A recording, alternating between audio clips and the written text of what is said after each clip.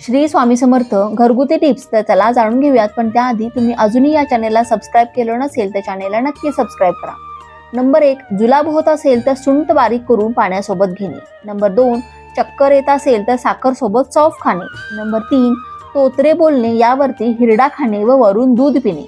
Number 4, जुना ताप असेल तर गूळ आणि जिरे मिसळून खाणे. नंबर 5, जखम झाल्यावर गरम खोबरेल तेलात हळद टाकून लावावी.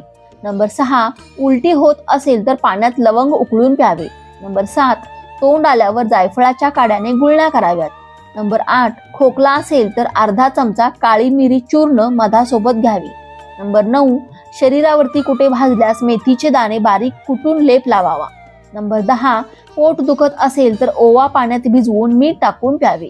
नंबर 11, धूम्रपानची सवय सोडायला सौंफ तुपात भाजून खाणे. श्री स्वामी समर्थ.